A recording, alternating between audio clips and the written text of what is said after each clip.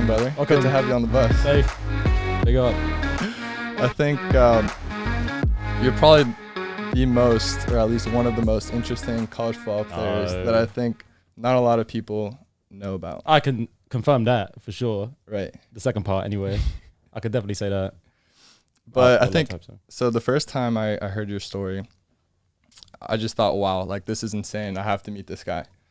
And so I'll give you the background. We're about to play the University of Georgia. This is week 1. Yeah, I remember. Friday, walkthrough practice. Yes. Yeah, I remember. And so Georgia's probably like a top 5 team at the time. And we're the SEC game of the week. Yep.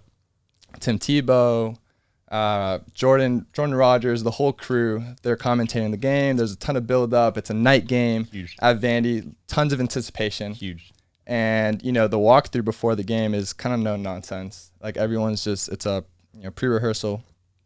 And out of the corner of my eye, I see this kid with a headband. He's got tons of armbands on, cleats, high socks. He's getting ready to roll. And I think you were stretching. Yep, you might have been getting some agility, and you were doing something. And, like, some of my teammates were, like, elbowing me. Like, yeah, who is this kid? Because we went through a whole training camp. Yeah. Training alongside your teammates, and then some new kid just walks in. And instantly we're like, okay, he doesn't know how this works. He must not be from around here. What's he doing? Bro, what are you doing? What's he doing? Get out of here, bro. We're walking. And then, so you just joined the team. And I guess you could take it from there, but there's a lot more to it. The story started like way early, obviously, when I was in the UK playing. But what you're talking about was, so the day that you're talking about was my tryout for the team. I had to jump through several hoops to even get to this point. So that day was the tryout. That day was the tryout. Okay. So I was told to come to Coach Horton, who was a great coach. He coached at Auburn, and Arkansas was there, taking me through a bunch of drills. I thought it was going to be just like a one-on-one. Coach is trying me out. I get there. You guys are going through your whole walkthrough. I'm like, okay, don't do anything stupid. Don't look stupid. Just warm up on the side. And as soon as you guys finished your walkthrough, they were like, you ready to go? And I was like, yeah, okay, let's go. They ran me through every drill you could possibly imagine. They were like, oh, it's not conditioning, by the way. This isn't a conditioning drill. So they just wanted to see if you were in shape. They would just go. It wasn't even that. Well, so I spoke to one of the coaches way afterwards. And they were like, this kid has been bugging us for some period of time. And he keeps emailing us. Like, we turn him away. He keeps coming back, finding a way to just bug us and annoy us. Let's just put him through it. And he's going to leave us alone. Yeah. He's just going to weed him out. Yeah, like, get out of here, bro. What are you doing? We're trying to play football. So this day, I come to this tryout. There's so many offensive line coaches there. Quality control guys are there. Coordinators there. I'm like, wow, this is tough. There's like 10, 15 coaches watching. I was like, okay, if I make a mistake, it's over. It's just done. Football career has come to a very abrupt end. Well, also the stakes involved because you're flying across the Atlantic for this opportunity just to play American football. Yeah, and then it's kind of like the Olympics, I guess, where you train for 4 years. And like, say you're a 100-meter sprinter, you have one bad run or one bad sprint and you're done. You're done. You're finished. So if this goes wrong, that's it. Yeah. You just walk out. So they put me through all these drills. It's every running back drill you can imagine. Through all the bags, back. Through all the bags, back. Jump cut, back. Every route in the route tree. Yo, run a swing. All right, run the angle. Right. Run the seam. Run a go. All of this. Okay, yeah, turn it around. Come back. Run a go again and catch it on the outside of his shoulder. Oh, I threw it short. Come back, run it again. Run the wheel. And I'm just gassed. And it was so funny because every time I'd come back, the coach, running back coaches or assistants that were there would look at me and be like, you good? You okay? And I was like, yes, sir. Like, I'm sweet. Yeah. Inside, I was like, I'm dying. I'm dying. I'm like, yo, if I don't make it, like, if I don't do these drills properly, that's it. It's over. Anyway, finish up there. That gets done. The director of player personnel and recruiting just shake my hand and they're like, yeah, thanks for your time. We'll be in touch. I just walked out and I was like, oh.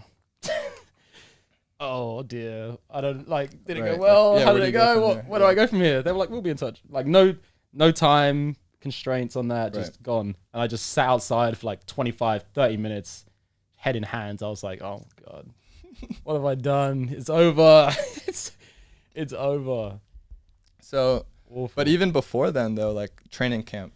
Walk me through you want to hear about it? Okay, so I think to me that's the craziest part. That's the when wild I heard bit? That, yeah. Okay, so I finished my degree in the UK in like July of 2019. And I had a quick turnaround. I was like, I have to get to the US to play. Like the season starts at this point.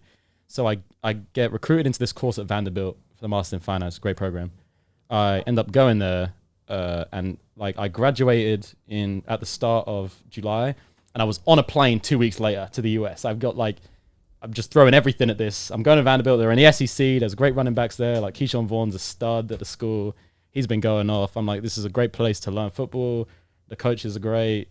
Derek Mason's a big name coach. Let's go. So I fly there. I go from the airport to the football facility. Like nothing in between. I still got my like plain clothes on. I got my bags with me. I'm like, I'm going straight there. This is going to happen. And it's a Friday. So I'm like, I have to do this now quick because I know a full camp starts and they wouldn't answer any of my emails beforehand or any of my calls. Like you just get put through. Oh, yeah, we'll give you a call back. No, you won't. Kind of thing. So I get there and I catch one of the recruiting guys out and I'm just like, hey, coach, I've been trying to contact you guys. I'm OJ. I won a British championship in American football. So as far as I'm concerned, or at least a few people are concerned, I'm one of the best players to come out of the country, at least in collegiate football. Right. I want to play for you. I've come all the way across the Atlantic to add value to this program. Is what I want to do. He's like, okay, yeah, we're all going home for the weekend. Come back, see us Monday. So I was like, okay, sweet. Okay, cool. Let's go. So the weekend goes by. I'm like, oh my God, what am I going to do? Thinking about how to approach this, how to come back. My course has already started. So Monday, first thing, I'm already in like class at like 7 a.m. So I'm like, okay, sweet. And it's finance at Vanderbilt. So it's not easy. Very challenging. Cranking out models at Excel models at like 1 a.m. Right. Everything's crazy. Everyone there is a stud. Everyone's so intelligent. They're all like physics and engineering majors from like Ivy League schools that get into this program. Anyway, I come back on that day, go to the front desk. Oh, this coach told me to come back here. There's a woman on the front desk, very nice. Put a call upstairs, put the phone back down, was like, yeah, we'll be in contact. See ya. So I'm like, oh my days. Okay, so I go back. I try and get the name of someone else. And eventually after 2 or 3 times coming back, like a week has passed at this point, Austin comes down. You know Austin? Yeah. He's a cool guy. I like him. Austin anyway, he's like, yeah, we're going to take a look at your tape and we'll be in contact. So again, I don't know when they're going to get back. I'm sending out these emails, like a week is passing and stuff like that. And as this is going, I'm like, right, I've got to crank out the gym every day. I'm in the rec, the indoor center. I'm just running across the field. I'm just like running routes to myself. I've got just a ball myself. I got my helmet that I used at Durham in the UK. I got pads. I'm like, I'm just going to do all of it myself. Hopefully I could do something. During what time is this? Is this during training camp? This is during training camp for you guys. So I would go to the rec. So I would go in school. I do school during the day, go train at the gym immediately afterwards. And as soon as I was finished that, I'd go and watch you guys during training camp. Because the fence, you can kind of like peek over the fence. And I'm sure someone said, I remember someone kicking a ball over one time and me throwing it back. And then later when I joined the team, then being like, oh, that was you? I was like, yeah, that was me. I was there like every day. I was there every day. It was the kickers on the second field, like kicking balls, and someone would go over into the volleyball pit, the sand ones at the end. And I'd like throw the ball back and be like, yeah, no problem, mate. And he'd be like, oh, cheers, bro. And then later on they were like, oh, you're that guy? And I was like, yeah, I'm that guy. Oh, damn. I was like, yeah, I'm that guy. Yeah. So either way, I was watching all of training camp from like the outside. I would try and figure out like what time you guys finished, what time you would start. I was trying to figure out plays because like, how at Vanderbilt, Coach Mason and Coach Fitz and... Talking about our offense coordinator. Yeah. No, Coach Fitz, not the Fitz, special teams coach? Special teams coach, Coach Fitz. Okay. And Coach Mason would like shout over the mic. It's really loud. So you can hear what's going on. You can hear the plays. Yeah. I was trying to figure out what plays were what, et cetera, what time you come in, how you would train, what drills the running backs were going through. So I was like, I'm going to do that myself in the rec. Anyway, 2 weeks later, I've figured out a way to get back to the facility. Again, I'm just pestering the guys there and they come out and they're like, we've taken a look at your tape and this is what's the case. We've got as many players as we can have going into training camp, which for Vanderbilt, I don't know if that's true because they're one of the smallest rosters in the SEC. And they were like, yeah, you're good, basically. And I was like, yo. As in, it's not going to work. As in, that's it. As in, we've taken a look at what you've got. We've taken a look at your tape. We have enough players. We have everyone we need. We might give you a call in February for some tryouts, which never happened. So I was like, okay, sweet. Which is after the season. Which is after the season, which is next season. Yeah. Yeah, okay. So I was like, oh, damn, that's tough. I was so like disheartened. Didn't tell my parents anything. I went home. How did it go today? I was like, yeah, it went good. They'll be back in contact. I couldn't tell anyone anything because they were going to be like, what are you doing? Or they were just going to be so disappointed. Right, It would bring the whole plan yeah. just up in smithereens. I was like, no, I can't tell anybody anything at all. I've just got to keep it to myself. I'm going to figure something out. Yeah. I'll figure out a way. I don't know how I'm going to do it, but I'll figure something out.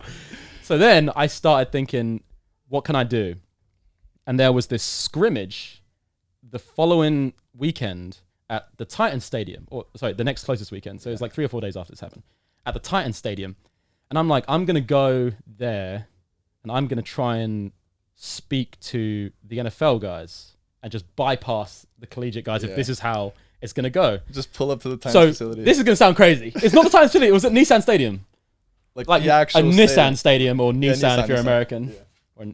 Or how do you say it? Nissan. How do you say it? It's Nissan in the UK. Nissan, yeah. Okay. I promise you it is. Either way, so I'm at the Titan Stadium, whatever we're calling it. Yeah. And then there's this scrimmage, so like Tannehill's out there throwing, Mariota's out there throwing, everyone's going crazy. I was like, first of all, this is my first experience in like an American stadium. How'd you get in the first place? But it's like a free entry. It's like crowd. It's like open to the public. You're sitting in the stands. So I'm sitting in the stands. I'm watching it. And then after it's done, everyone comes over. They sign stuff on the sideline. Yeah. I'm like, right, this is it. So this is gonna sound crazy. This is my opportunity. I'm like, this is it. So I'm like trying to work my way around to Coach Vrabel, who's like the head coach of the Titans. And I like lean over when he's signing all these autographs. He's going from person to person. And I said, hey, coach, can I have 1 minute of your time? And he's trying to sign all this stuff. He's got no time for this. No, bro, I haven't got time for this. What are you doing? Yeah. I was like, please take 10 seconds. He's like, I just want your advice, is all I asked him. And he was like, okay, what do you need? And I said to him, I'm the best running back in my country.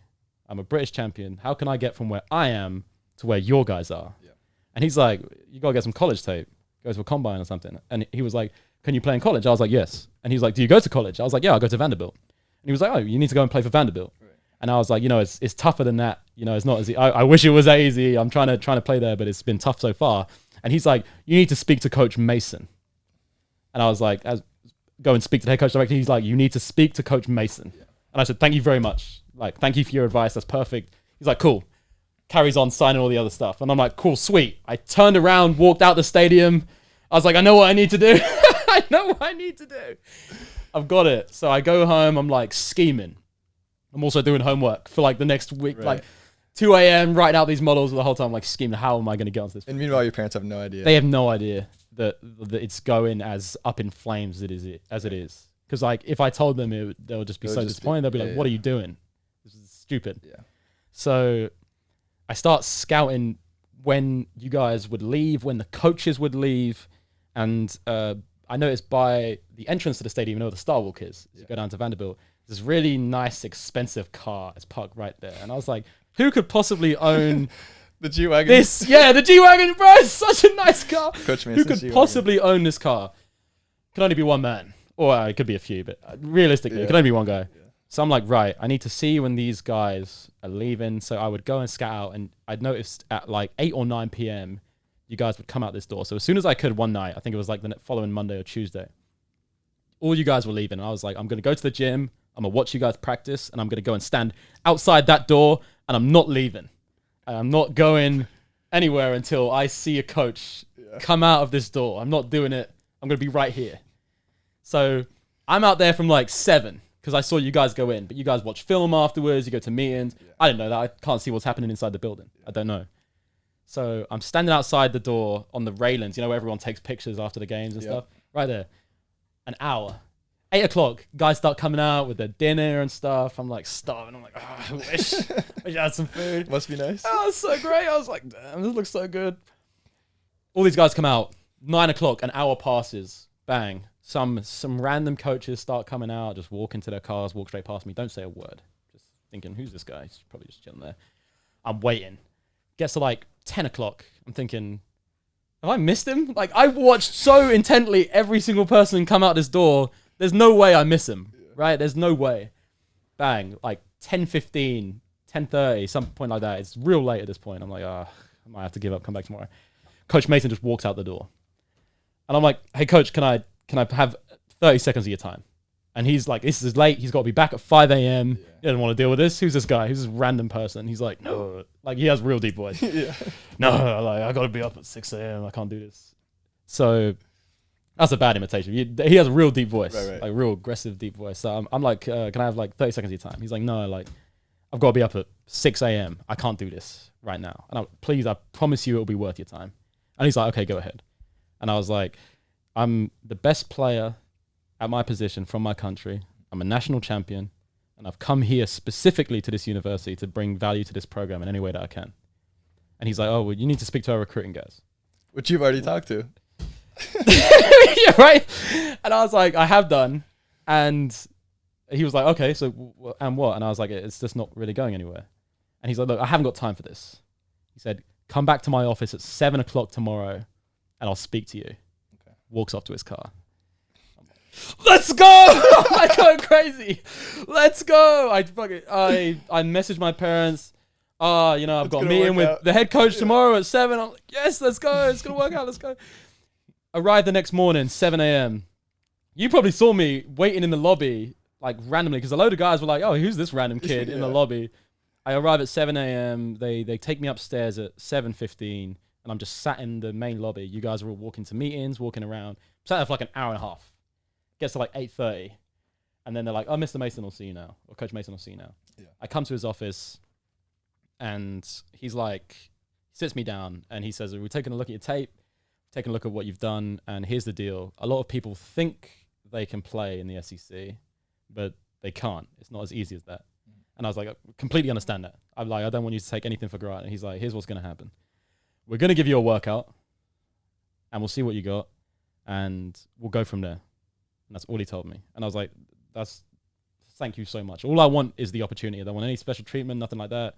I'm not a recruit. I know how recruits are treated in this country. I don't need that. Just any opportunity at all. I'll take it with both hands. Thank you so much. And I leave his office. I leave, and I'm like, let's go. So they said, we'll get in contact with you a week later. They get in contact with compliance. They're like, sweet, let's get all this sorted. That happened. I had to get all of my records from the UK sent over from like my GCSEs and A-levels, which are like your SATs effectively, and my undergrad stuff. And then they give me this date, and they're like, on this day, you'll have your tryout, which was the Georgia game. So for this whole time, I've had no other contact. You guys are still going through camp. I'm still coming to watch you, see what you guys are doing. I'm putting all those drills into my drills so that when it comes to like my tryout, I get given any runs that you guys have, I know what it is already.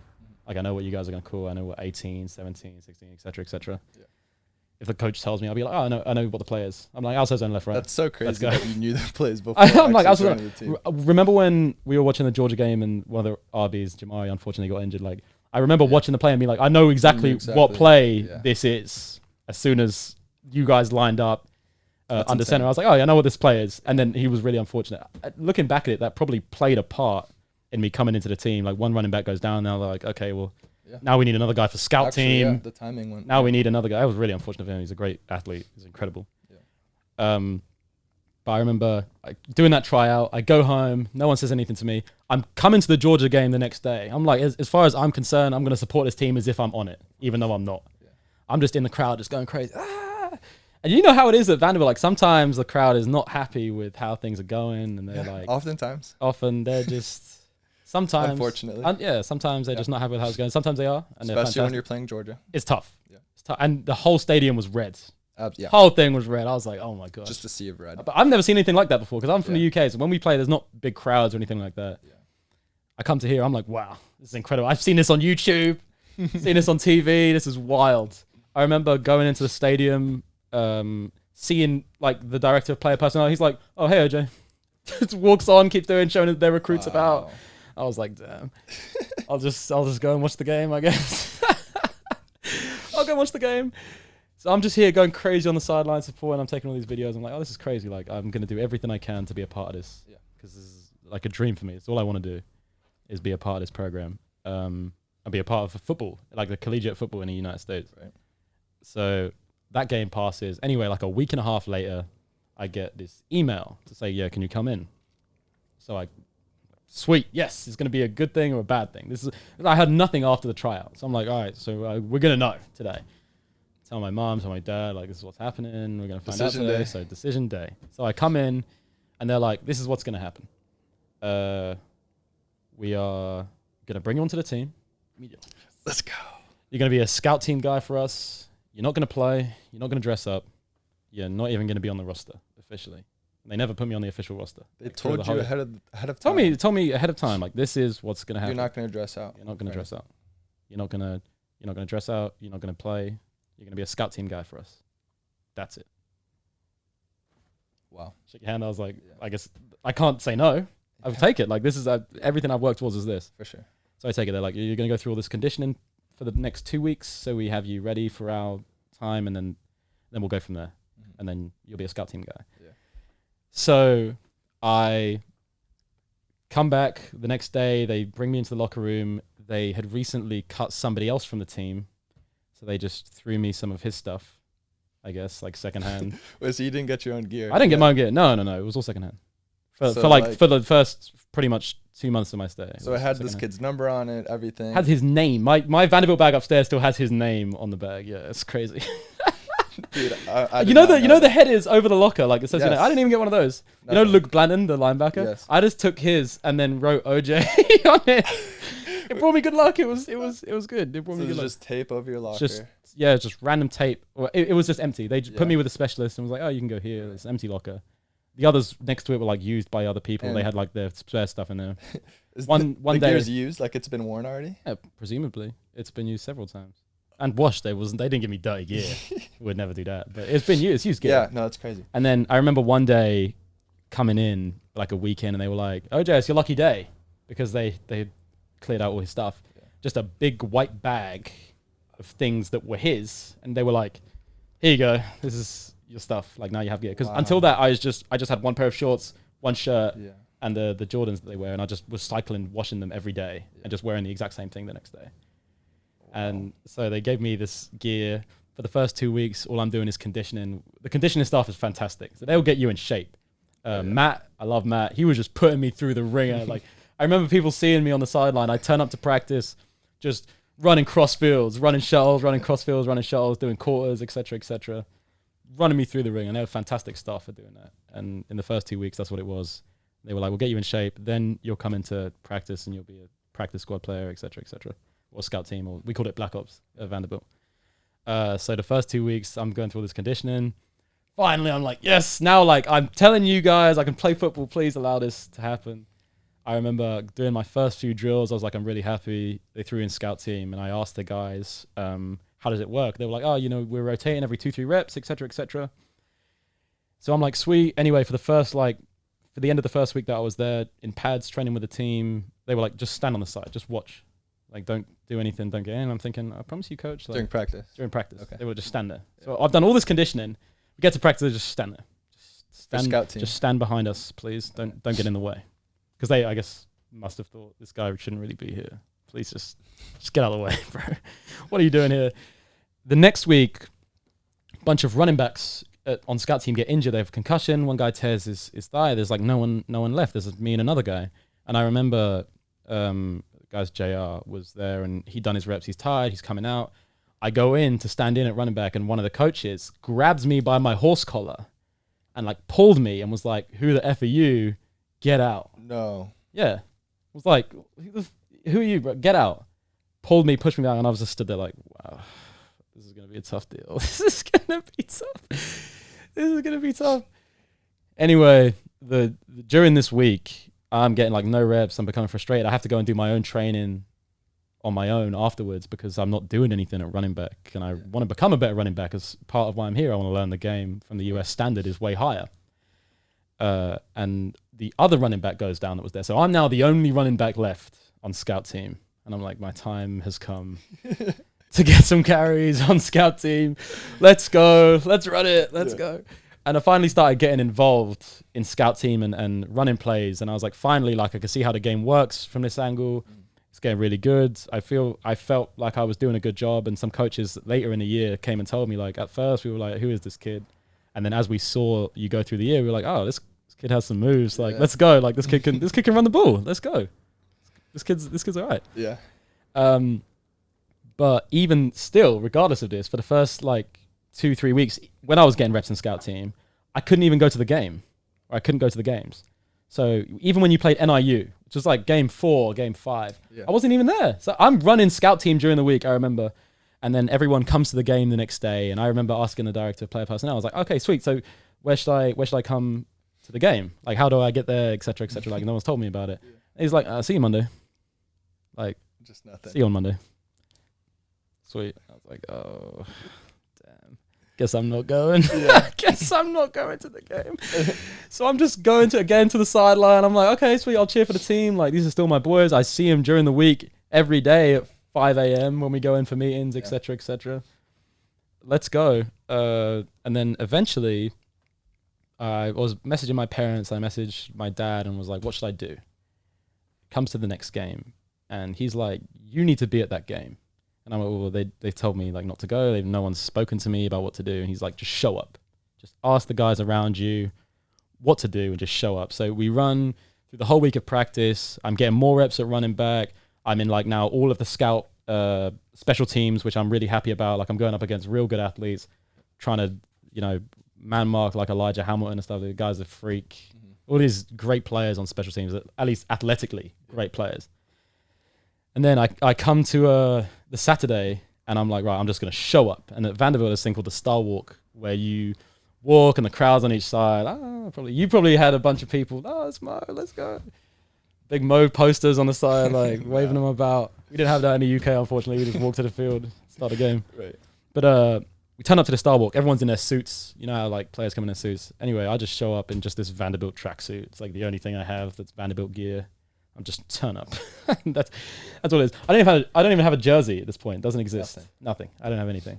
My jersey doesn't exist. This probably has a different person's name on it. I didn't get it until like way later. So I turn up. I do the Star Walk. Everyone's looking at me like, why are you wearing a tracksuit, bro? I was like, honestly, I'm not even supposed to be here. I'm just... So everyone's wearing a suit. Everyone's wearing a suit. I'm just in a tracksuit, just walking around next to these guys. And I was like, hey, look, I'm part of it. I'm here. Like, I've got to try and do something to be a part of this team. Yeah. Even if no one's going to welcome me to do it, I've got to do it myself. So I'm just walking down Star Walk. I'm like, finally, I'm on the sidelines. And then, boom, we get into the game. I'm like, all I can do is bring energy. That's the only thing I can do to be here. Now, I'm British. British fans are pretty rowdy when it comes to sport. I don't know if you remember me being particularly loud on the sideline. With the towel. With the towel going crazy. Let's go. Just go crazy. Obviously, I couldn't be like a British fan because British fans are quite aggressive with their chanting, etc., etc. You can't do that in the US. You'll get a flag for unsportsmanlike stuff. You can't just be swearing on the sideline, etc. If we was watching like Arsenal, Chelsea at home, that would definitely be the case. Oh my gosh, crazy profanities really everywhere. Just every chant has one in it.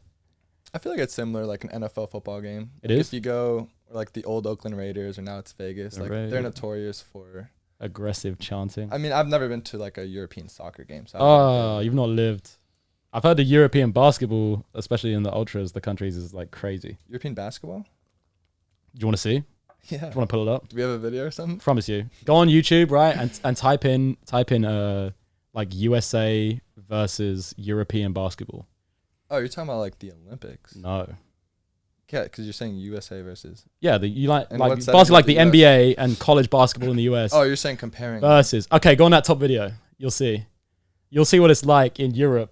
When I tell you about like aggressive fans, it's crazy. It's kind of the US or the European fan base. Yeah, like, especially in the ultras, we're talking like Greece, etc., where Giannis plays, or any of the Eastern European countries. The Eastern Europeans love it. So like in the US, you guys have like music playing in the stadium. Da, da, da, da. In the UK or in Europe, anyway, like you make the noise yourself for the most part. So this is the US stuff. Like Golden State, so like those tickets are so expensive. Like, the kind of people that are there, I'm gonna be rocking it. Okay, this is Minnesota. That's pretty cool. Where's this? About Minnesota, right? College. Okay. College basketball. College basketball is kind of rowdy. Like if you look at Duke. Just wait until you see. Yeah, wait until you see the European one. It's crazy. Just watch it, bro. It's wild. Still college. It's watch. Just watch. Sorry, it's wild. Like, okay, here we go. Europe.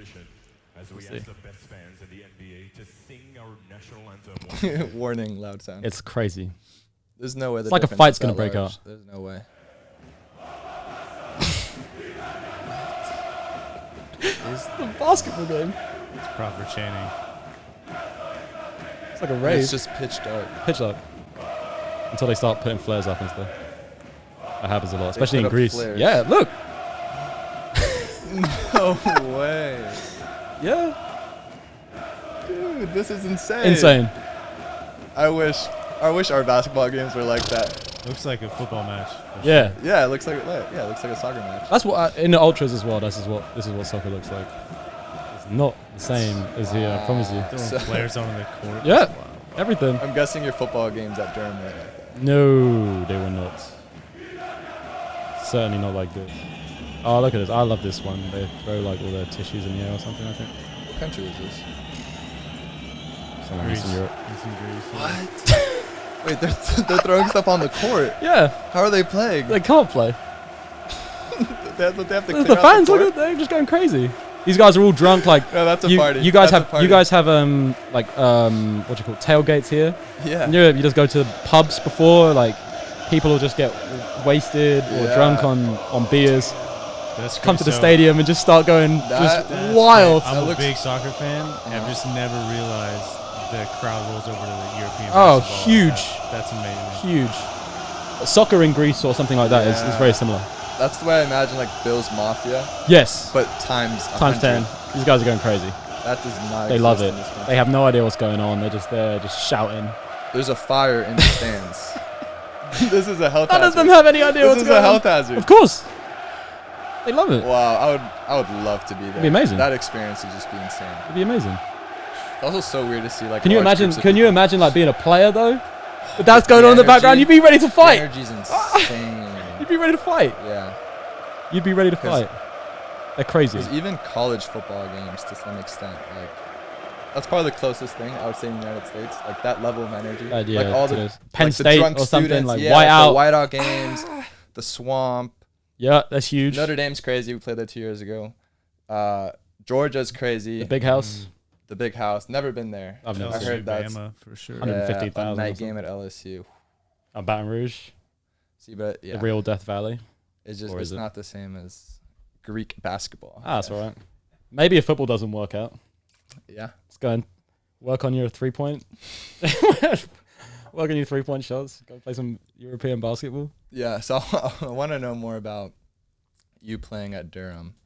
Oh my I'm- gosh. I'm Okay. guessing so. It's nothing similar to this. It's not right? like this. Like football is, like what number sport in priority would football be? American football in England, right? It'd be like soccer, rugby. I mean, there's probably Formula, at least soccer, 5 more, right? Rugby, athletics, rowing, Yeah. cricket is huge. Yeah, that's true. All before American football. All before American football. And so American you're- football is very, very low down. But there's a niche of people in the UK that really enjoy American football.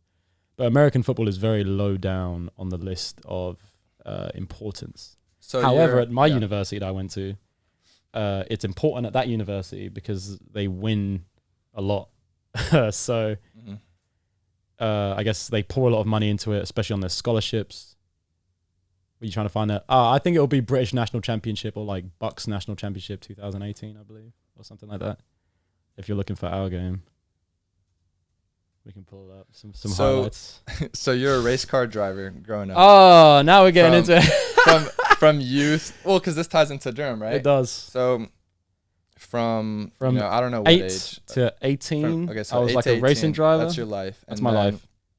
One day you wake up and you say, I'm no longer a racing driver. you say, I'm gonna play American football Okay. in this country where it's the 10th most prioritized sport, and I'm gonna. It's not and even then a after priority. winning a national championship in this I'm country, gonna go play in the US. I'm gonna move to the United States. Okay, so we can get into the racing stuff at some point, but I was a racing driver for most of my young life, pretty much my whole life. Even though it was pressed to me by my parents, like education is very important.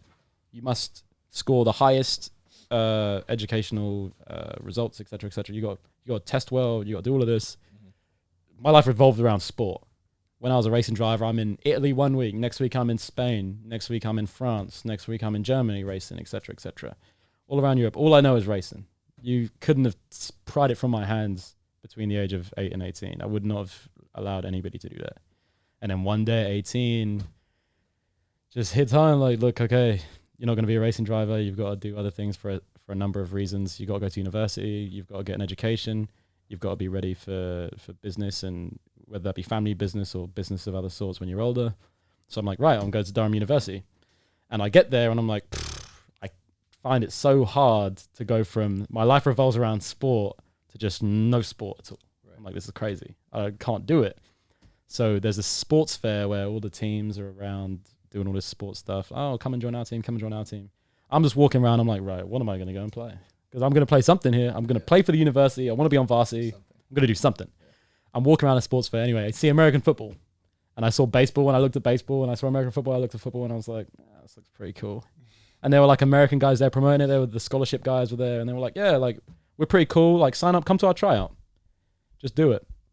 I was like, the tryout's pretty far away. It's a half an hour drive. All right, I'll do it. Sign up. Let's go. I was like, that looked pretty cool. I'm so excited. I went out and brought some cleats that would work for American football, some gloves. I was like, let's just see how it goes. I'm like, not built for this. Body-wise, I was like a racing driver, so you're pretty in shape, but you're light. You weigh like 76, 77 kilograms, and to play running back at my height in the league, you need to weigh like 90, 91, 92. Anyway, I turn up to this tryout. I'm pulling up. I'm like, wow, there's a lot of people here. There's like 100 people just trying out for this team. Who's going to make it? And I go to the running back station. We're working through all these stations. Receiver station, lineman station. I'm not going to be a lineman. Not going to be a linebacker for obvious reasons. Right. Like 5'8".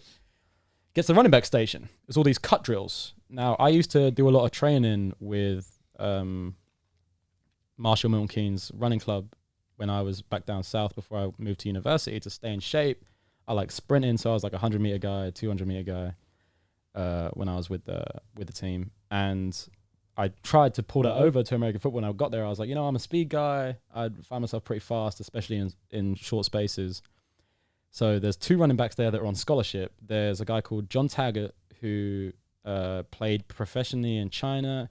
He was a Division II guy at the University of Lincoln here in the US. He had like all of these offers out of high school. Great running back. And there was another running back called Saitu Smith, who's now a coach with the Browns. He like really mentored me in the game. Really? Yeah, he's a coach with the Browns now. He was at Dartmouth.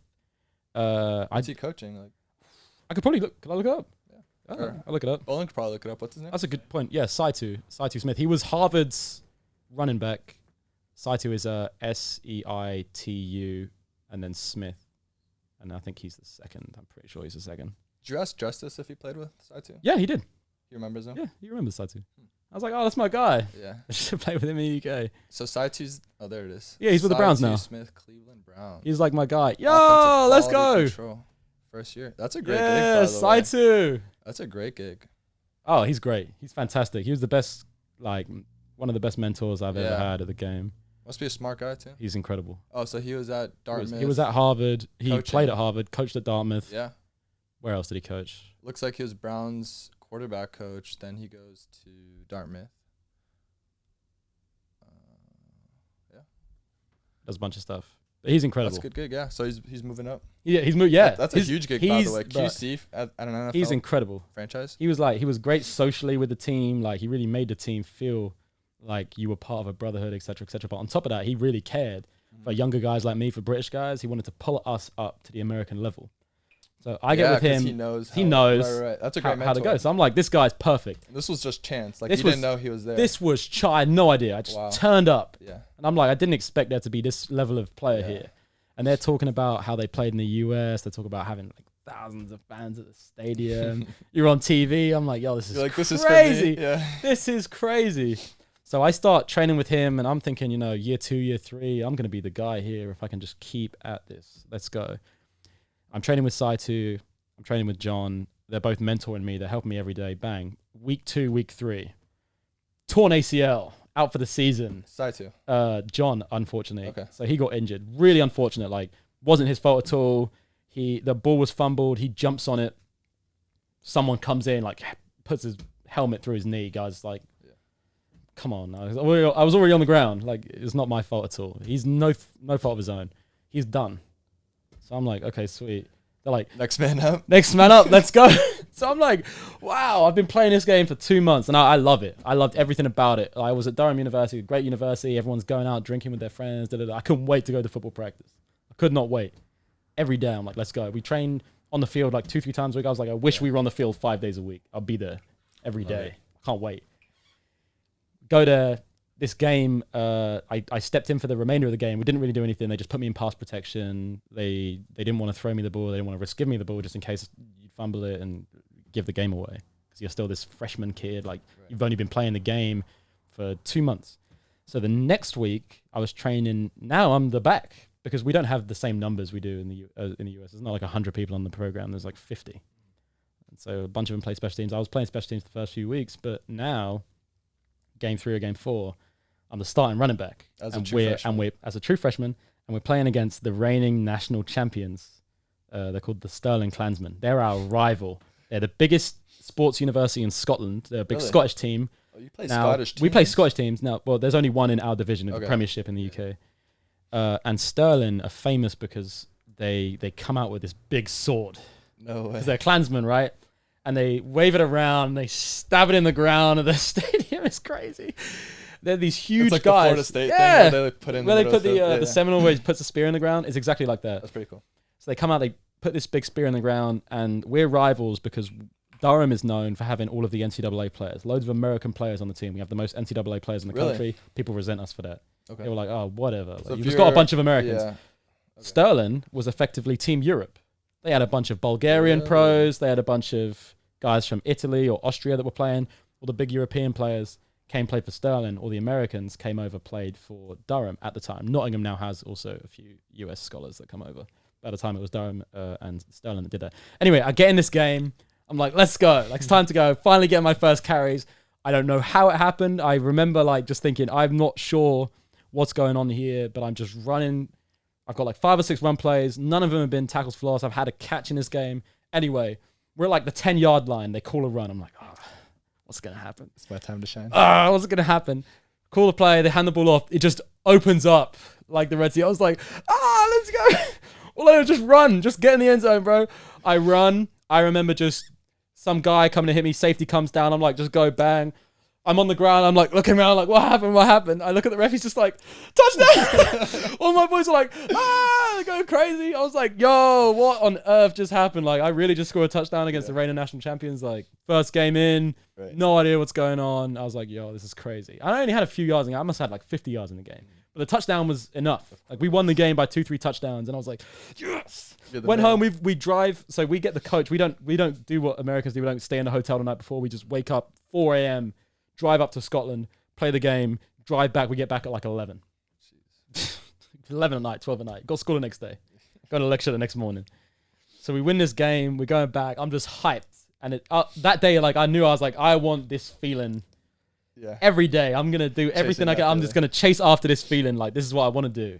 I have to do this every single week. And then after that, we played the University of Derby, and we had these games later in the year. And then one game goes off at Derby away, and I've had my first 100-yard game. I've got a touchdown in the game, and I'm celebrating, and the other guys were like, oh, you know, you're like the best-kept secret in the Northern Division. I know I was talking about you, but you're slippery. Like, you're getting 3 players. And these are Americans telling me this. There's, like, American players there. And I'm like, oh, this is serious. We finish off the year. We go to the national championship, which I didn't play in, unfortunately, because my finger was broken. In the national semi-final. What year is this? It's 2000 and... I'm saying for you, like, what classification? Still still my freshman year. Okay. Yeah, it's 2017, technically, because we play the national championship in March. It's like a really late season compared to the US. So in the national semi-final, I'm running with the ball. It was a small breakdown up front. Defensive tackle comes through. I'm like, sweet, dodge this guy, turn right, bow. Defensive end just puts his helmet through everything. I'm just on the ground looking up like, okay, sweet, whatever. I can't really feel my hand. It's really cold anyway. It's cold in the UK at this time of year. I look at my hand and my fingers are like that. And I'm like, that's not right, is it? Drive finishes, come off the field, and I could like move the top of my finger independently from the rest of it. And I was like, this is not good. Not good at all. That's a bad deal. The coaches were like, it's probably just cold. I think it'd be fine. We finished the game. We won the game. We're going to national championship in the next couple of weeks. I was like, they said, go to the hospital, check it out in the morning if you still feel it. So I went home. I had this project due. So because we're so on with football that you didn't really have time for projects and stuff at Durham. Durham's such a really, really top school in the United Kingdom. It's like top 5, top 6. So I go home, finish this project. It's like 2 a.m. I finish it, submit it, drive straight to the hospital. Go in. I'm like, oh, could you X-ray this? They're like, yeah, sweet. Let's have a look. And they were like, what are you doing, bro? Your finger's broken. Why don't you come straight here? It was broken the whole What are you time. doing? So you played through it broken. So I played through it broken. And they were like, what are you doing, bro? Like, your hand's broken. You need to go into surgery. I was like, oh, sweet, okay. So I went and got the surgery, hands all plastered up. And the coach was like, yeah, we made the decision, like, you can't play running back at this. We're going to have to pull Saitu. Saitu plays at running back for the rest of the national championship game. The rest of the season, technically, is only game. And we were really unfortunate, and we lost the national championships. We came second in the country to the Sterling Klansmen, who I scored my first touchdown against. So I was like, no, this did not just happen. Like, please, because I was so excited for that game because we already played them once. I'm ready to go out there, just do what I did. And there was the other good running back in the UK, Thomas Campbell, played for them. He was like a big Team GB guy. And I was like, I need to go out here and score a touchdown, but my hand's broken, I'm not playing. So I was like, real commiserate. And I went away in the off season. I spoke to Saitu, I spoke to John, my mentors. I was like, what do I need to do to be better this coming season? They were like, do this, put on this much weight, work on your speed. Yeah. All of this, come back the next season. I'm the start of the following season. Again, I have a good season. Now I'm really getting into the groove of being a starter, and I shared some reps with another guy called Dev Anderson, who was a big, I believe he's either 1AA or Division 2 guy here in the US. He came over, he was our scholarship back. We play in the national championship game together, me and Dev sharing reps. I score the game-winning touchdown in the national championship game. Running in from the 10-yard line. We're going crazy. We're like, yeah, let's go. They were popping champagne in the rugby stadium afterwards. They're going crazy. I was like, yo, this is sweet. This is perfect. So I put all of my like highlights for this season up. But highlights in the UK are tough because teams don't always share the film. So if you have a good game at an away game, you may never see that film. No way. You may never get it. So like in the UK, like if I pull up my highlight tape, it's made from like 5 games.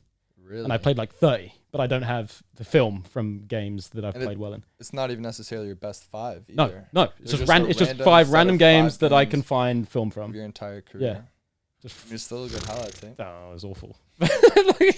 Compared to now, it's awful, but yeah.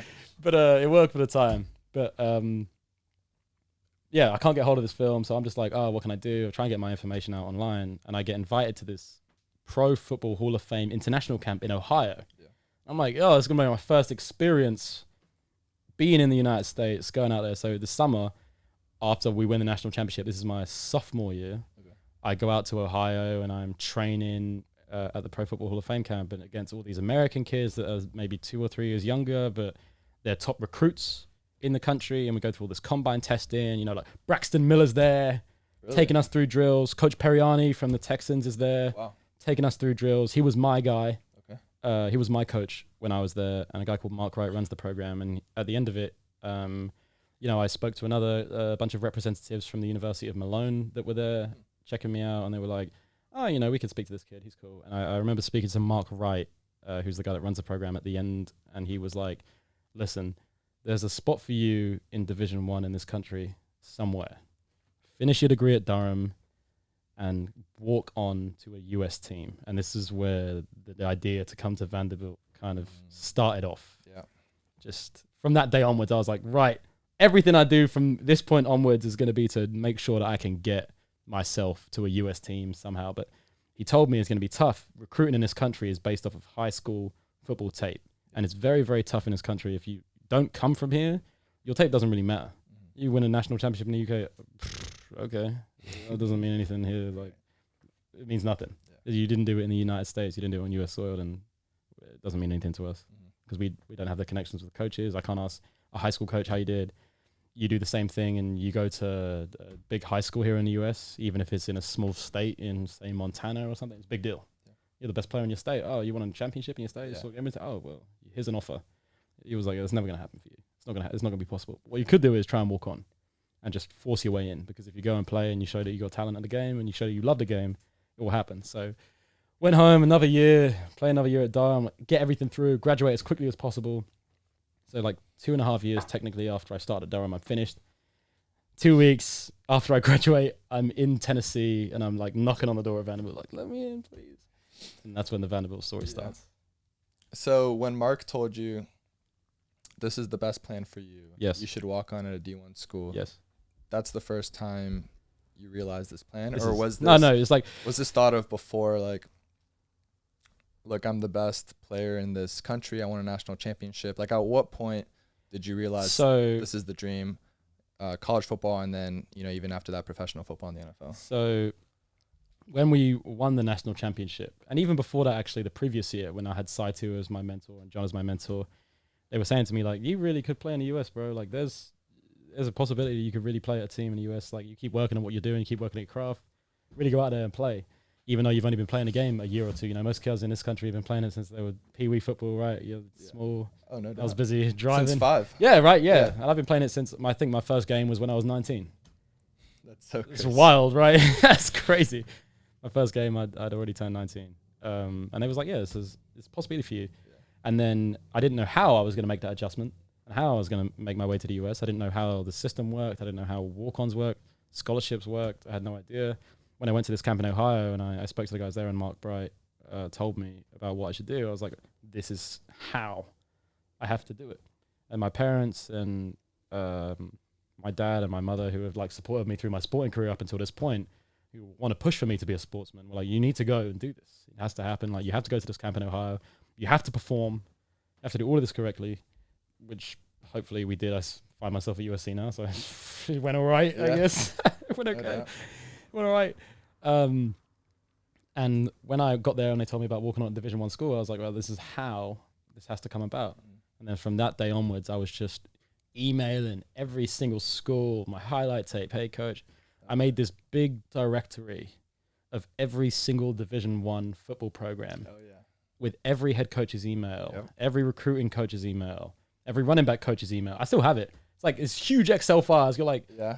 I still have mine as well. From 150 teams, yeah. Oh my gosh. And I'm just cranking emails out. And I think like 2 teams replied. Yep. Like 1 or 2. Just shooting shots. Yeah.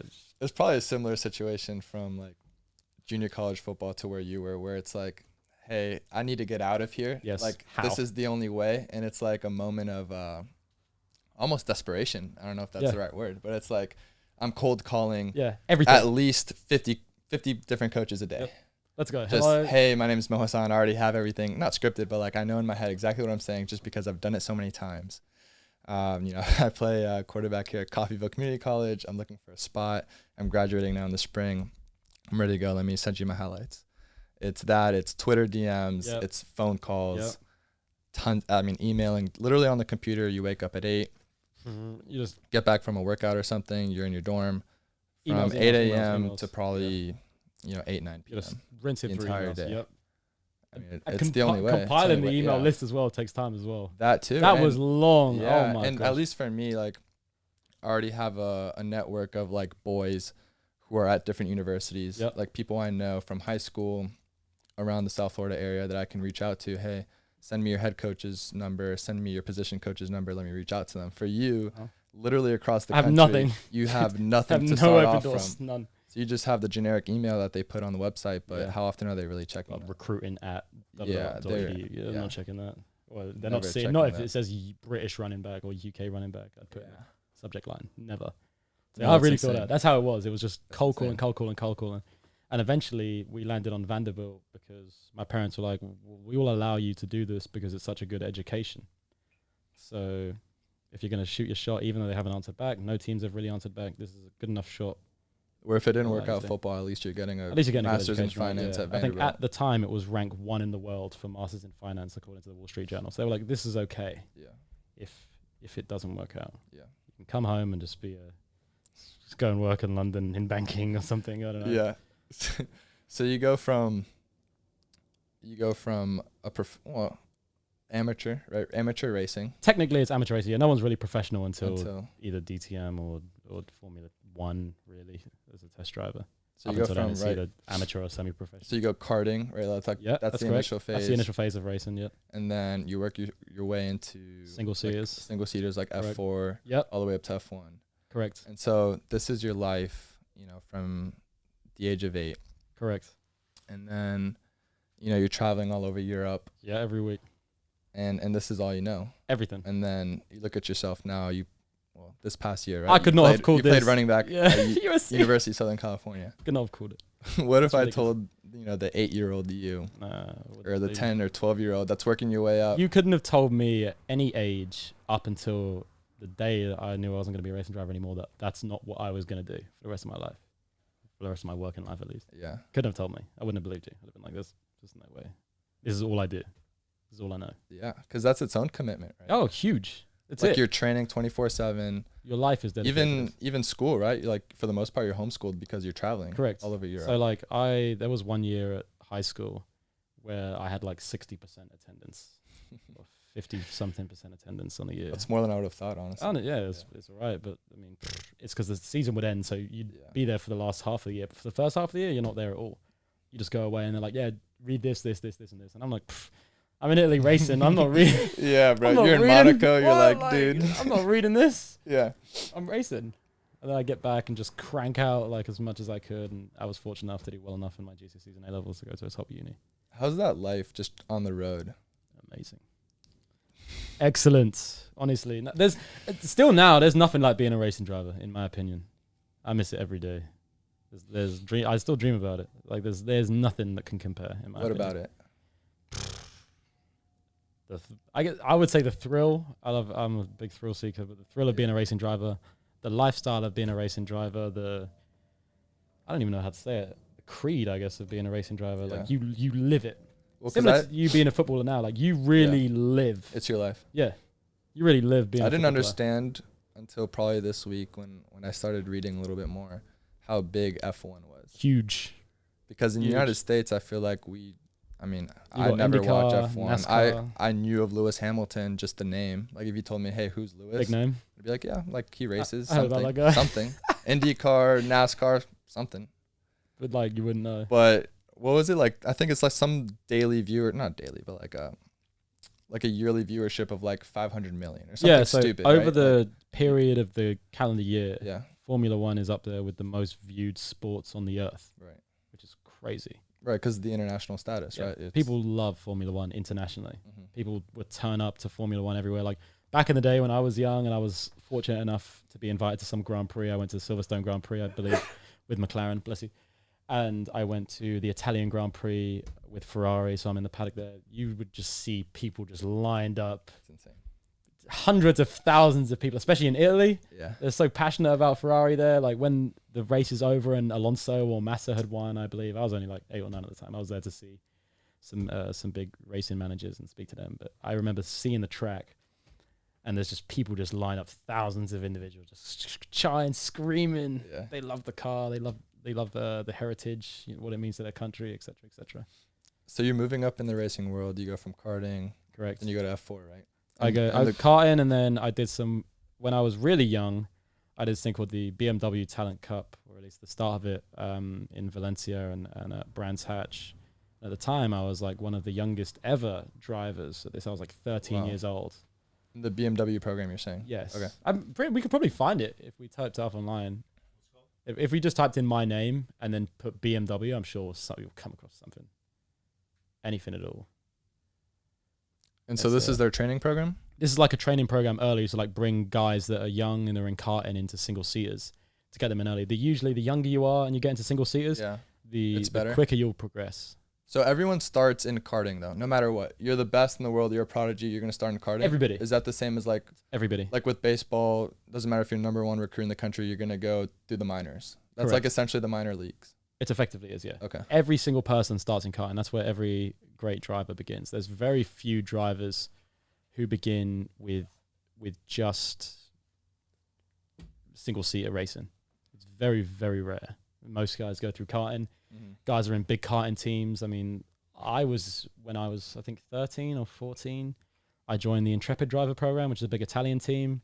It's me, Robert Schwartzman. He's in Formula 2. He finished like top 3 in the championship. George Russell, he drives for Williams. Charles Leclerc, he drives for Ferrari.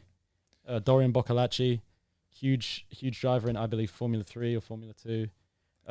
All of these like huge names. Alex Albon drove for Red Bull. Wow. Like These all are the of guys these you're guys. racing Yeah, against. they're on my team. They're teammates. Oh, they're on your My team. teammate. Max Verstappen drives for Red Bull. On your team. On my team. We're teammates.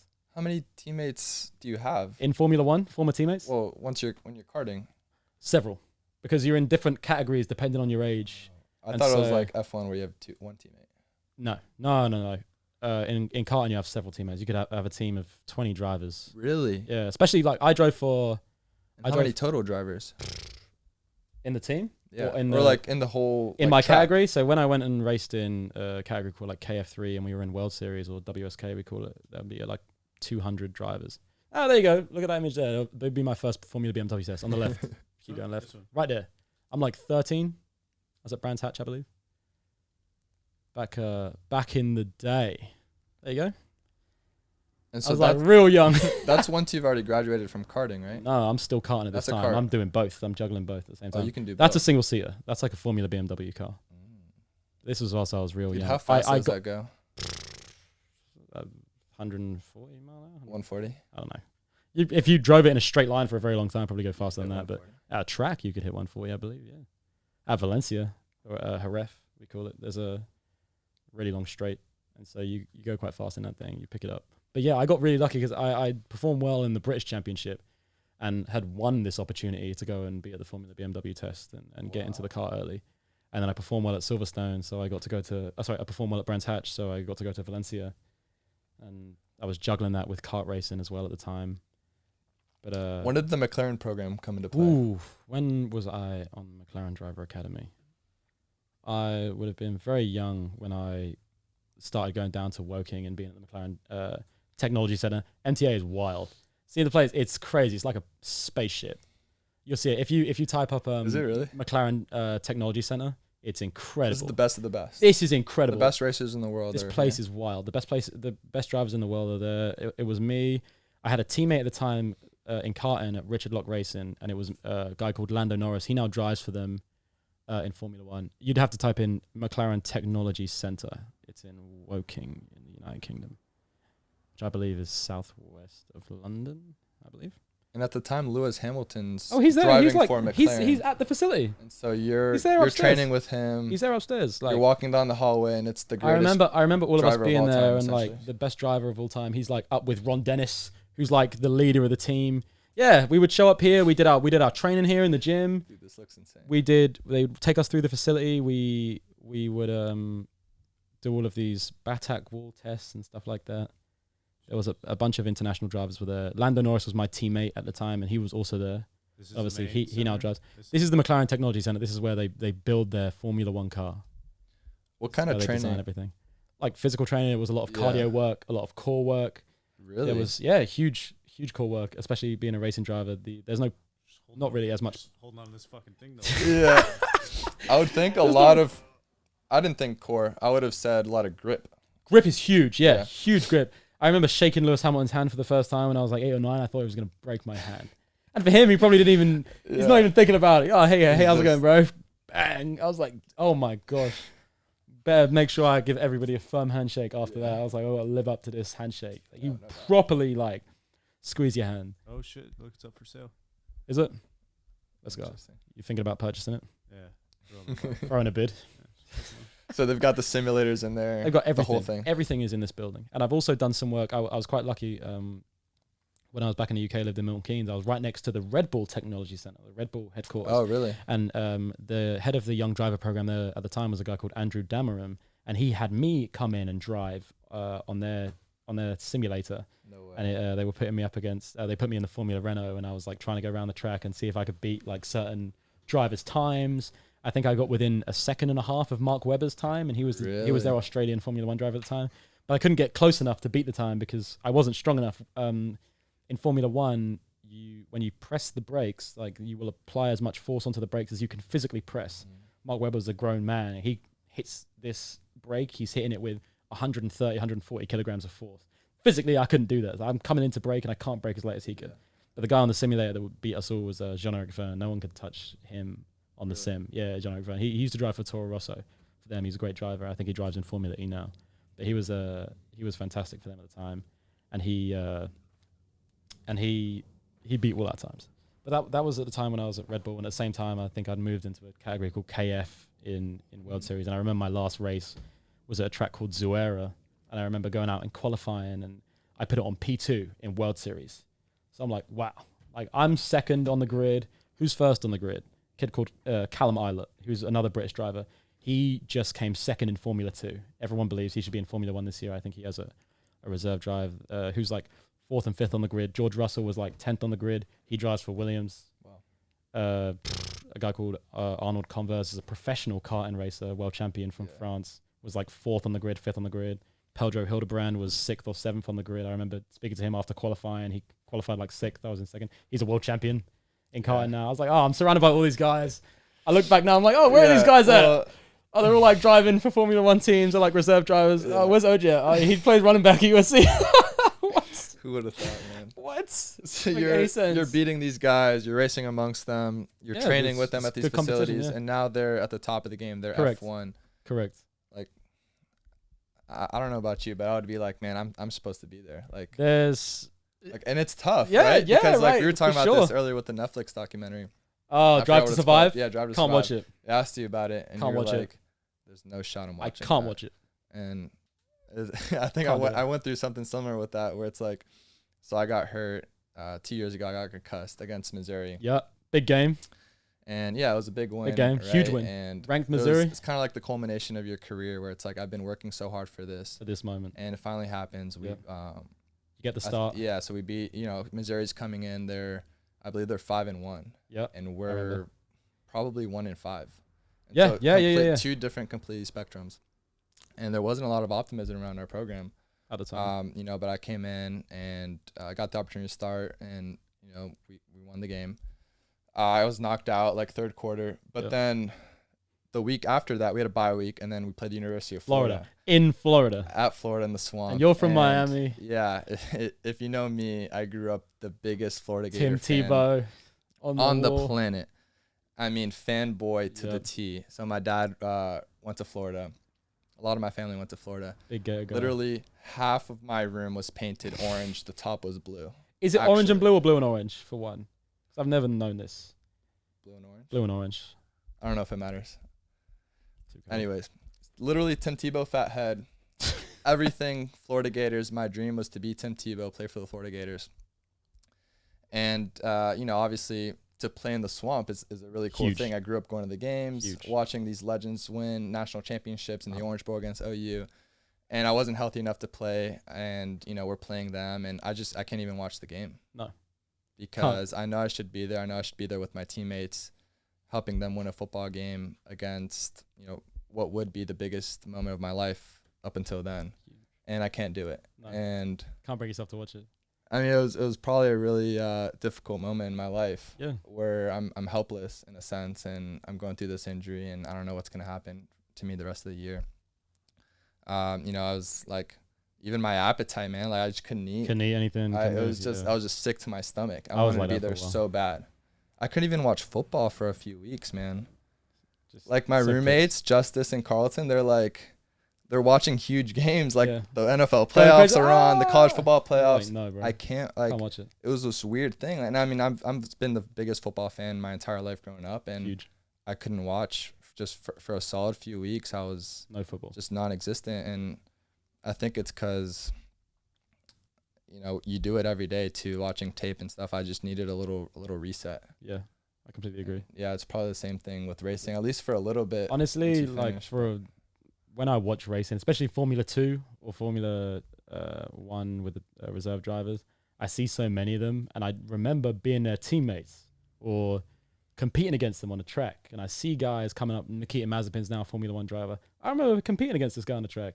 Jack Aitken's Formula 1 driver now, is a reserve driver. He got some time in Bahrain. I remember driving against him in karting. We were the same teammates at Richard Lock Racing. Yeah. Pietro Fittipaldi, the grandson of the great Fittipaldi. I remember driving against him in Formula Renault when I made my Formula Renault debut. And all these guys, I'm like, I see them on the big screen, like they're living what I had thought for my whole life is what I'm going to live. And I'm just not there. So I understand what you mean when you say stuff. It's so different when firsthand you can do it because you've seen it in person. I've been there. Yeah, I was there. Yeah. Right. It's something where it's like, hey, I'm an up and coming driver. I've done the simulation and like I think I'm good enough. Yeah. But it's another thing to actually be on the track and then with those having guys, beaten these guys and know I'm on this level. I'm with these guys. Yeah. I think we were talking about this earlier with the training facility, going back to football with Bomberito. Oh yeah, the best place on earth. I think great training facility. Fantastic. In Davie, Florida, where we trained this offseason. Yep.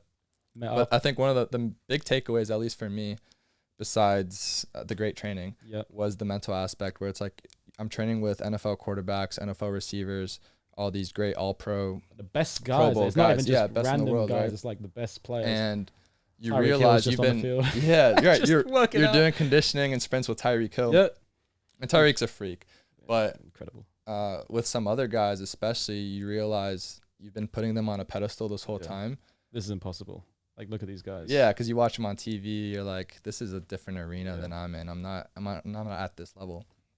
And then you actually train with them, and you're like, I'm there. I'm here. I'm Yeah. close. I can really run and with I these can guys. really do this. Yeah. I can really do this and run with these guys. They're humans as well. Yeah. They just train at the highest level and they put their body through it. Yeah. Put themselves through the ringer. Right. And especially even running backs, right? So you got close with Frank Gore, and he's been Incredible. sort of mentor for you. He's throughout been, this he was process. very influential with me like last summer, and I was very incredibly lucky to spend a lot of time with him and train with him, and he showed me a lot about what it means to be a great running back, how to be a great running back, the reads to make, the steps to make, but most importantly, how hard to work. Like, that guy lives and breathes football. Yeah. And I thought to myself every day that I was training with him, like, I can live and breathe football. Yeah. As well. I can be right here. I love it. I'll be thankful for it. Yeah. It's not even a task. It doesn't feel like a task. At least not to me. Well, You probably feel the same I think way. he has to. It's the only way to stay in the league. Absolutely. I don't know. 16 years. Yeah. Can we look it 16,000 up? yards? How many years has Frank Gore been in the league? 16. And I don't think it's 16. Okay, 16. I don't Yeah, think, 16,000 I yards. don't think exactly. any running back has ever done that. No, he's incredible. And it's not by accident, because I go into the Bomberito's facility.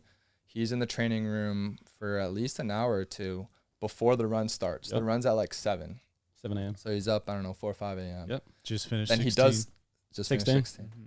You're right. Next this upcoming season will be 17. And I think he said he wants to play another year. gonna He be did. there. No, that's what Cody was like. Can't go out like that. He's not going out 0-16. Yeah. The guy's mindset is insane. I've never met Beast. anyone like it, bro.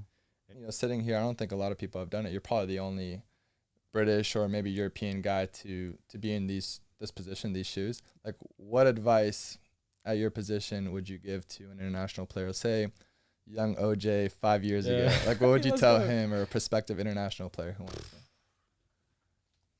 Honestly, I've been very fortunate. Like, for me to be sat here, so many stars have to have aligned. So I've been very fortunate in that regard. But in many ways, in my opinion, you make your own luck. So there's a lot of kids in the UK, a lot of guys playing in university in the UK, a lot of athletes in the United Kingdom that wouldn't even think about playing American football. They can play. Believe me, like, I've seen the players in this country, and there's fantastic athletes in this country. There's kids in Europe that can play.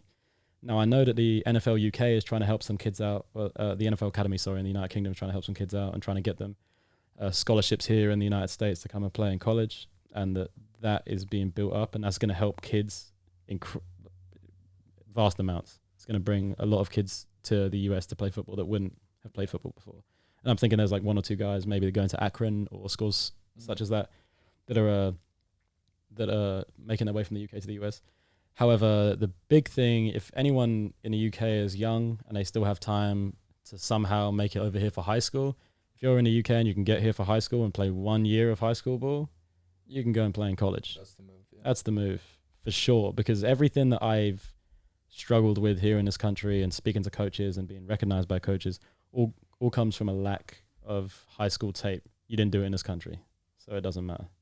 And if you didn't do it in this country in high school, and when you get to college, even if you're good enough, you're not going to get an opportunity because you're not a recruit. You've just turned up. The guys that we're bringing through from high school, we've been recruiting this kid for 4 or 5 years, et cetera, et cetera. And he's done it in this country, on this ground.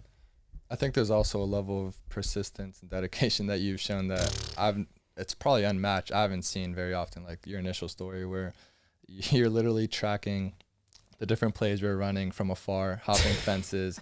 You're saying Coach Mason's going to get out of the facility at this time. I'm just going to jump him. And, Yeah. Let's go. That was one of the first stories I heard about you. And I was That was like, wild. man, this guy's different. Like if this guy wanted to start any kind of business, like that's the kind of attitude it takes to really make it really in anything.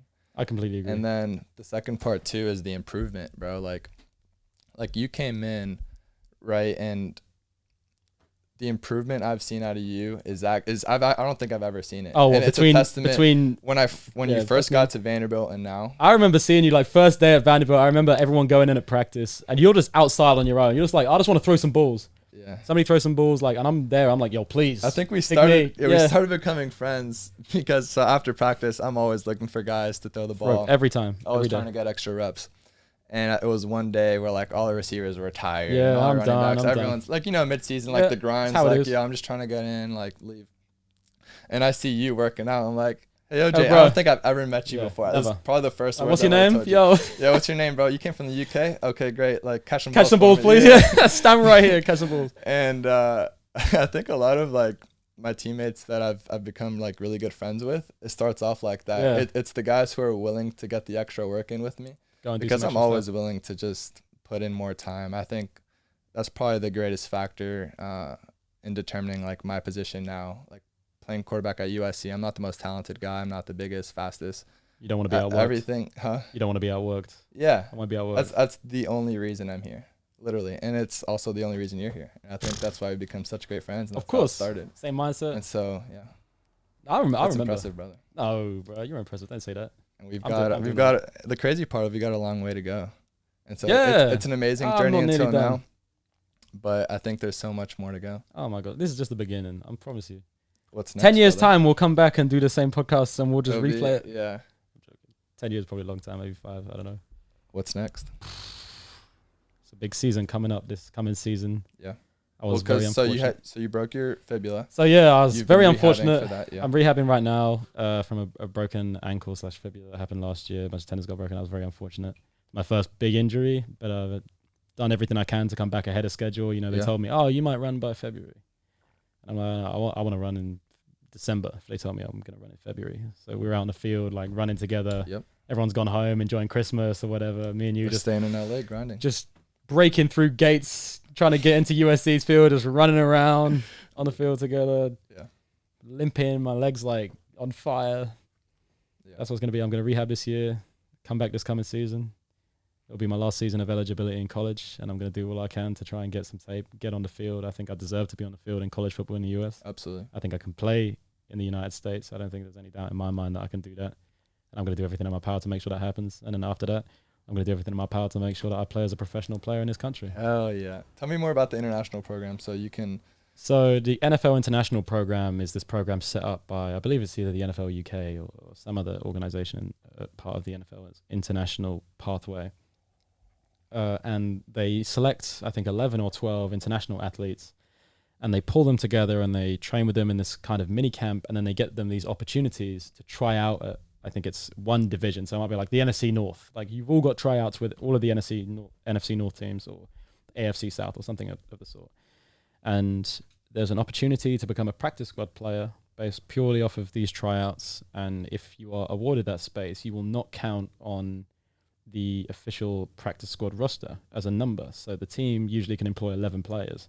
If you're an international and you make it on, they can employ 12. So there's no risk. You don't count it all. Zero risk. on- All they have to do is pay you. Each team can the have minimum. one international player. Each guy Is can that how have, it I works? believe it's one. I could Okay. be, don't quote me on that, I could be wrong, Yeah. but I believe it's one at the moment. I mean, there's 2 guys in the UK, one from Loughborough University and one from Nottingham University that I played against when I was in the UK, who are on it this year and are running up. And Wow. And so you've played against them. You I've already played against know- them. You know the level of talent. I know their level of talent. I've played against these guys, and then I've gone and now I'm playing in Division 1 in the United States. Yep. I just need to get out there this year and make sure I can show on tape on the US soil that I can do Absolutely. it, which is I think what the important thing is, what coaches want to see. And then I'm trying to make my way across to the NFL if I can do that. Well, you're gonna have a great year, brother. You know, I hope so. I think USC fans. I think once people hear your story and truly realize what it's taken, I think everyone's gonna be rooting for you. I know I am. I know all our boys are, and I can't wait to see you. I've been it's gonna very be a great fortunate. year. I hope so. I truly hope so. Absolutely. You're gonna have a good year yourself, man. I can't wait for people to gonna see be Mo good. Money out on the field doing this celebration. I don't know. Have you seen it? The celebrate. Look, if you type in Missouri versus Vanderbilt, I'm not gonna leave till we see this. The 2-hand Mo celebration. Oh, you gotta go on YouTube. Yeah, it'll be there. I promise you. I can't wait to see this celebration in a USC uniform. I can't wait. The 2 hands up. 2 hands up. That Just like this. See that wasn't even planned, man. It was That's just- planned. Well, you might have to go into the replay and just go to the very end. So I get knocked out in the third quarter, and we're in the training room going through the concussion protocol stuff. Like, and, you won the game. And it was I think it was really emotional for all of us. Like it was a huge win. Yeah, big one. And the trainer, and the doctor would not allow me back on the field, right? Because I got concussed. Like I can't be out in crowds. And I told him I have to be on the field to celebrate with my teammates, no matter what. I don't care what happened. There he is. Look at him throwing darts. Oh, that's a catch. That's a catch. No, man. Like for me, it was all my teammates. Like they're the ones who. That's it. Get to the end of the game. You'll see it. There he is. The two. I just wanted to be with the guys, man. Look at that I celebration. just wanted to be with the guys. What a stud. And so that was a great moment, and then hopefully we'll have some more coming up. I remember watching that on ESPN at the McGugan house after the game. Yeah, After the first game thing I did, I went in the group chat with the team. I said, "I love you, boys. I hope to see you everyone at the house." Yo, yeah, bro, they came as well. And so probably the whole team, a lot of the team, everyone was at the house, and I think that's the best part of college football, man. It's the camaraderie, it's the guys, and it's moments you'll never get back. So. Look at this. You're gonna show your grandchildren this one day. It's a big deal. No you doubt. beat ranked Missouri. Come on, that's huge. I can't wait to see that celebration in a USC uniform. SC, baby. You win a game. You better throw up those 2 1s. That's the one. Huh? I don't want to see any 2s. It's not gonna count. Just You could throw up. two You could deuces. throw up the final. I Yeah, guess. Double. it's a little double spin final. on it. No doubt. Same celebration. Cool. Give or take. Well, thanks for being on, brother. Oh my gosh! Thanks for having me. It, my guy. Of course. Thank you for having me, bro. Anytime. Tell the people where they can find you social media wise. Of course, yes. SamoJ97 on IG and Samuel Oram-Jones on Twitter. If there's any NFL coaches interested, hit me up. Hit them up. Any coaches interested, hit me up. I'll reply immediately. Available. Oh Yeah, yeah. I'm available. Please.